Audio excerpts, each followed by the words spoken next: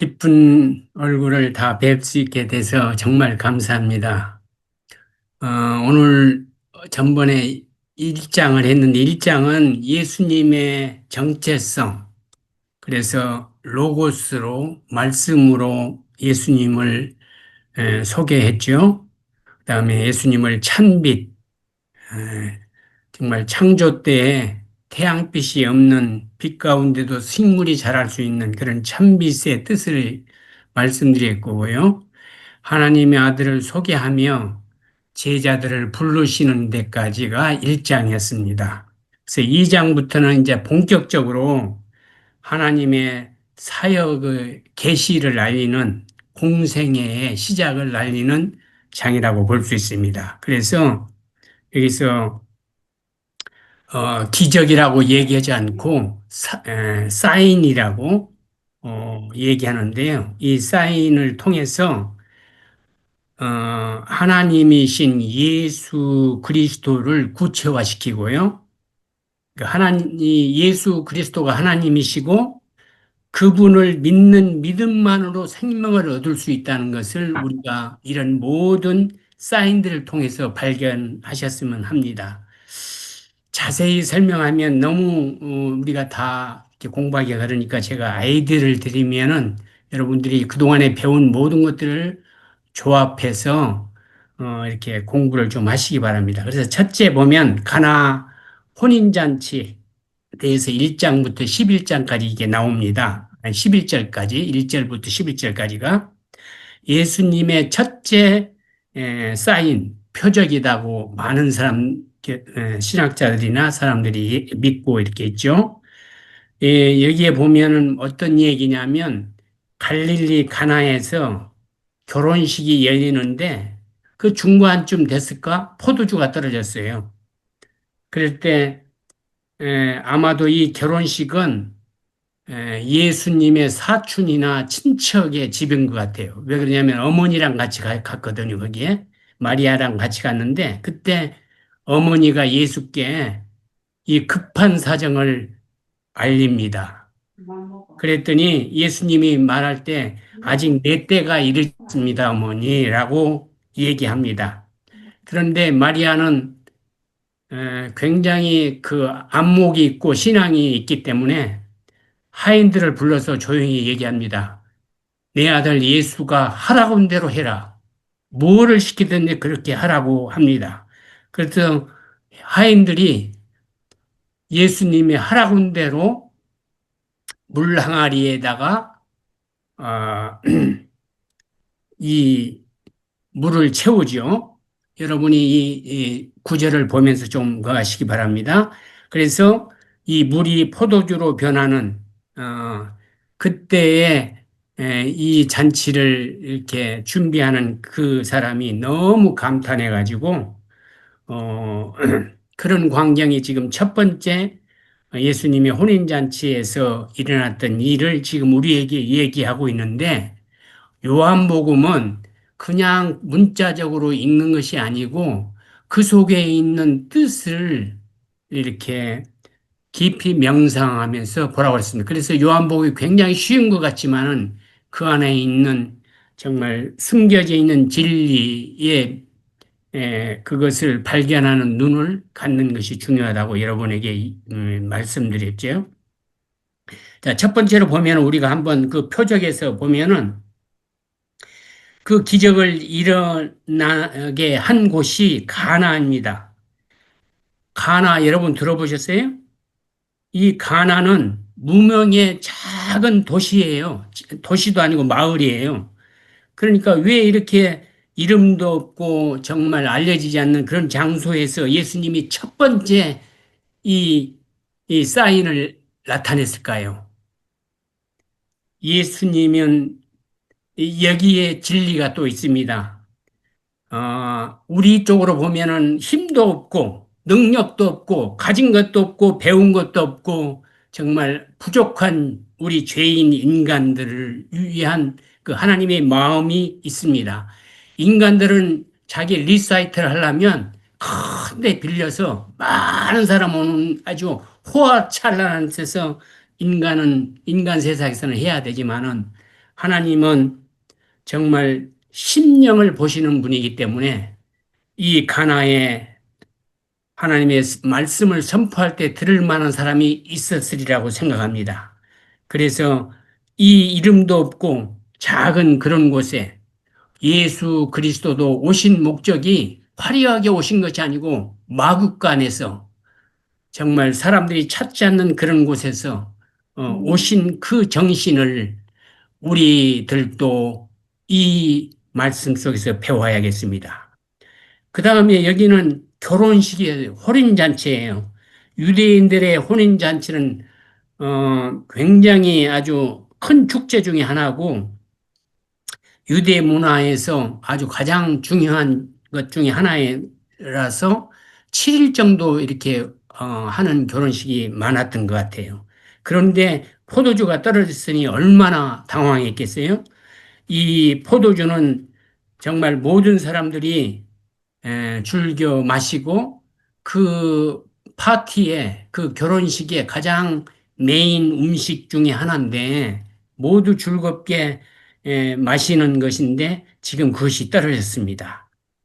에, 그랬을 때 마리아가 예수님한테 얘기했을 때 자기 때가 아니라고 했지만은 예수님이 자기를 나타내기 위해서 그 다음에 사람들이 그런 표적을 보고 믿기 때문에 여기서도 표적으로 많은 사람들을 믿게 하고 싶은 그런 마음도 있었으리라 생각합니다. 그래서, 물을 채우게 해서 그 결혼식에 풍성한 정말 축제에 에, 흠이 없도록 만들어 주십니다.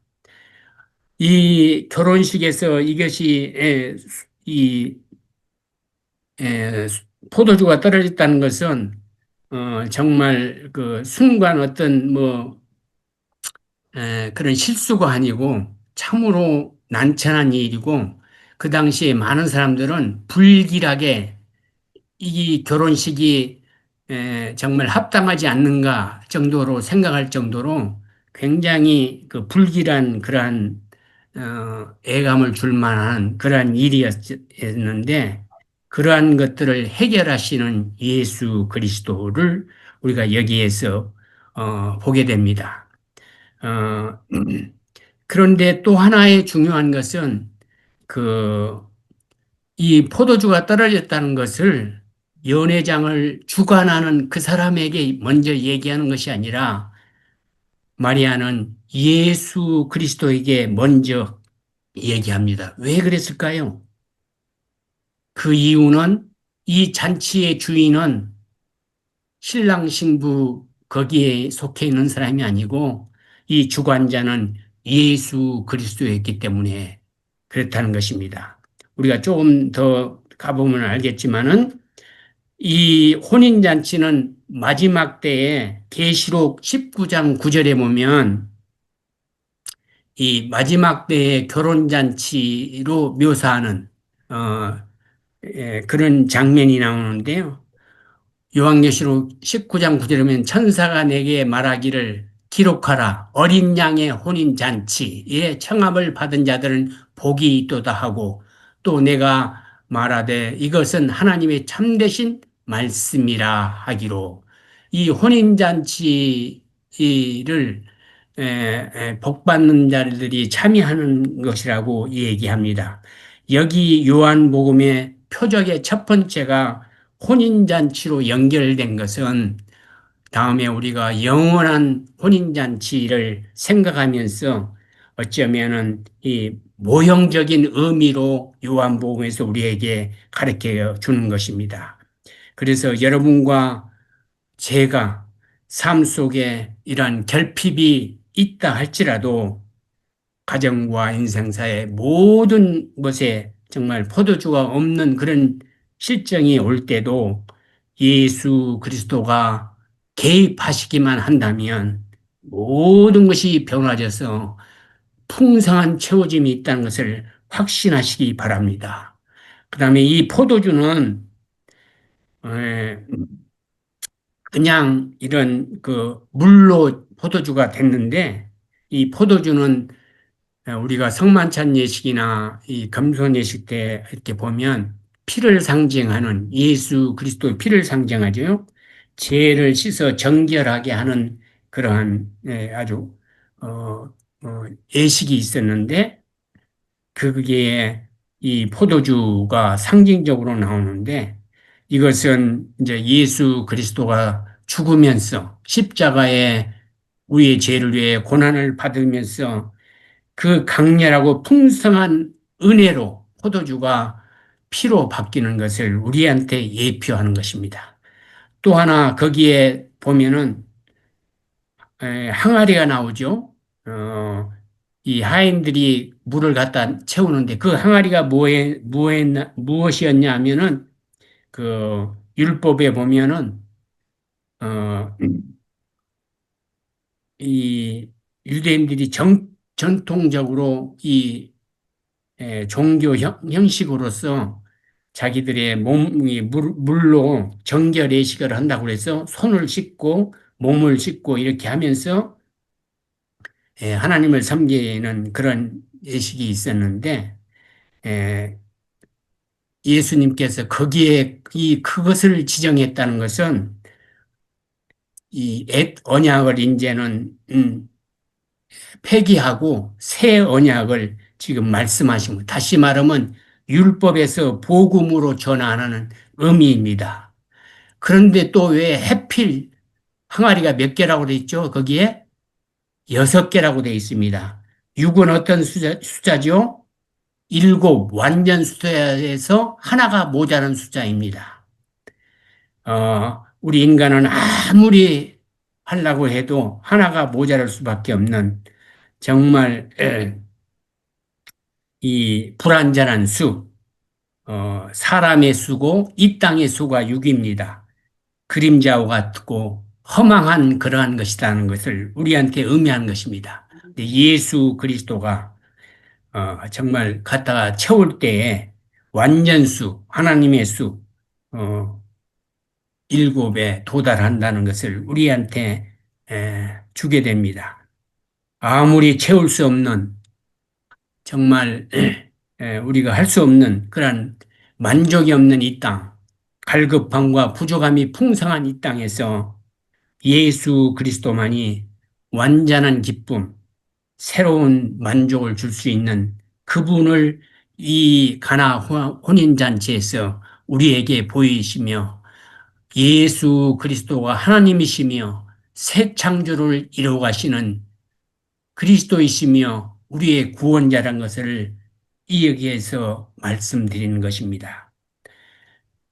두 번째로 여러분과 제가 배울 것이 어, 성전을 정화하는 사건입니다. 2장 13절부터 22절까지인데요. 예수님이 이렇게 성전을 정화하는데 6월절 그 가까이 올 때에 이 성전 정화가 일어나는데요. 6월절 시기가 그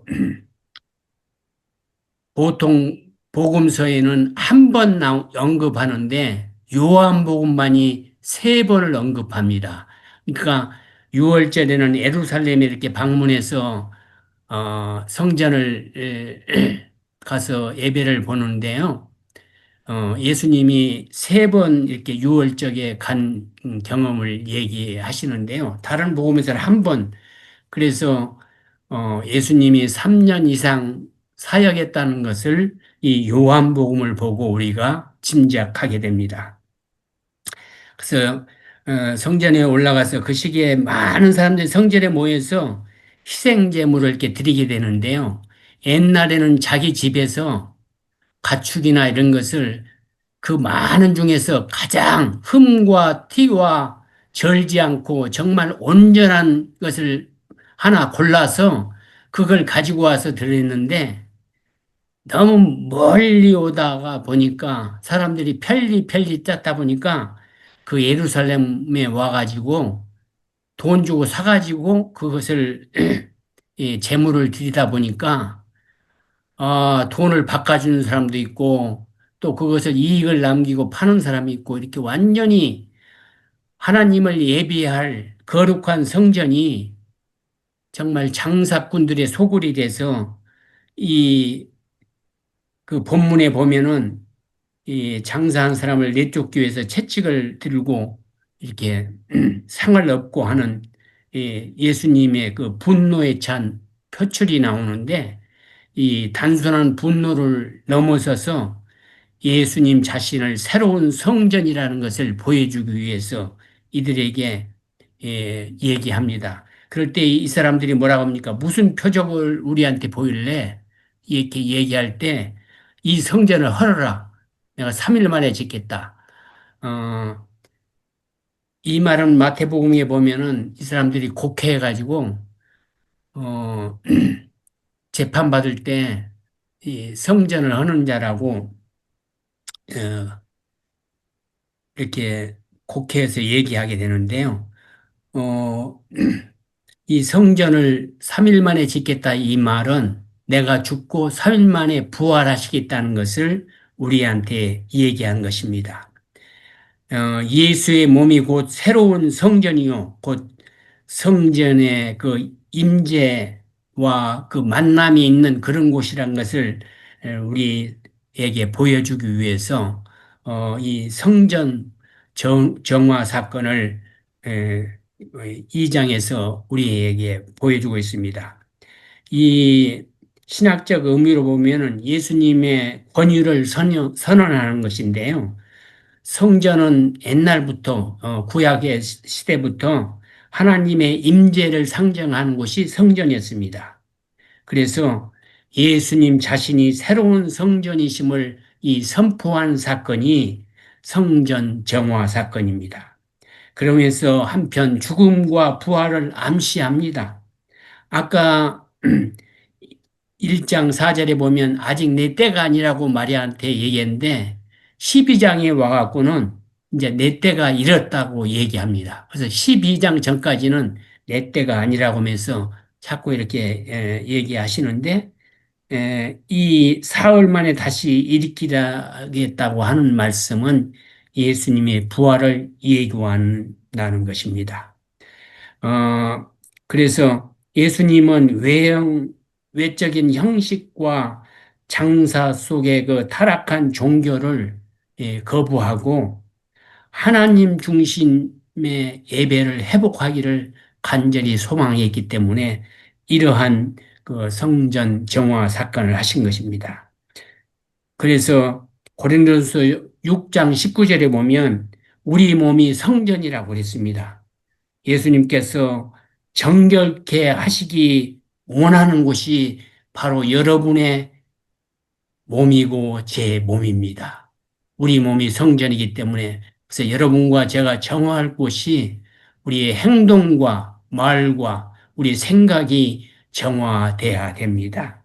그래야만이 형식주의에 빠지지 아니하고 상업주의에 정말 그 혼탁한 그러한 예배가 되지 않는 정말 예배가 의식이 아닌 하나님과 참된 만남의 예배를 드릴 수 있다는 것을 우리한테 말씀하고 있습니다. 그다음에 마지막으로 예수를 믿는 자들에 대한 경계를 하시는데요. 2장 23절에서 25절까지 어떤 사람을 경계하냐면 많은 사람들이 표적을 믿고 이 표적을 보고는 예수를 믿는 거예요. 그래서 예수님은 그들을 믿지 않는 거예요. 너네가 그런 표적만 따라다닌다.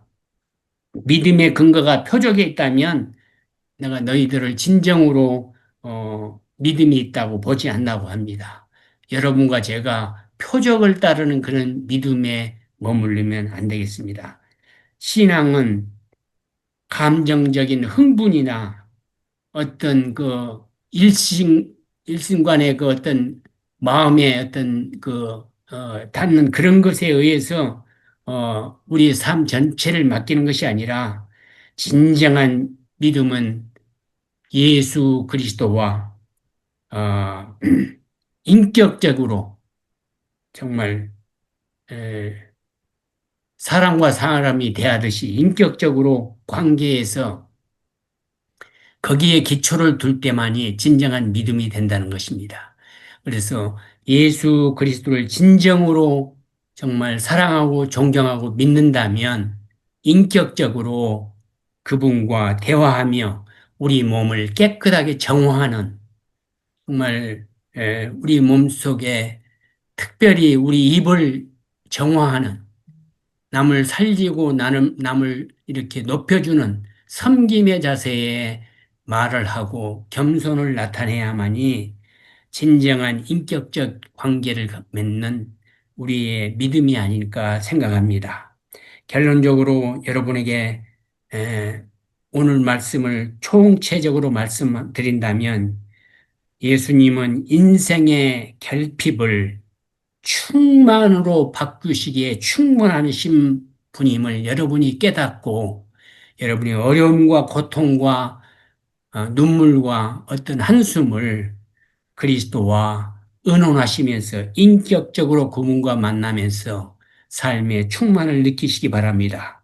두 번째는 예수는 종교적 형식을 넘어서 하나님의 참된 임재로 우리 마음속에 우리와 함께 우리 곁에 계신다는 것을 꼭 기억하시기 바랍니다. 예수님은 단지 기적을 일으키시는 분이 아니라 새 창조를 시작하시는 메시아이심을 분명히 느끼시고 우리의 모든 것을 새로 창조하실 분은 예수 그리스도라는 것을 확신하는 이 시간이 되시기를 간절히 축원하며 말씀을 마치겠습니다. 감사합니다. 기도하겠습니다. 사랑해 주님, 오늘 요한복음 2장을 우리 함께 묵상했습니다. 말이 서투르고 지혜가 부족한 제가 사랑하는 당신의 백성들에게 말씀을 선포했지만은 어렵게 느껴질지 모르겠습니다. 주님, 그들에게 풍성한 은혜를 내려주셔서 이해할 수 있도록 도와주시오며 주님을 새롭게 발견하며 말씀 속에서 주님과 함께 동행하는 거룩한 백성들 되게 도와주시옵소서. 이제는 우리 주 예수 그리스도의 은혜와 하나님 아버지의 크신 사랑과 성령님의 감화 감동 교통하심이 오늘 실시간 예배와 녹화를 통해서 간절한 마음으로 예배드리는 모든 성도님 머리 위와 각 가정과 일터와 삶의 모든 자리 위에 지금부터 영원까지 함께 하시기를 간절히 축원하옵나이다. 아멘.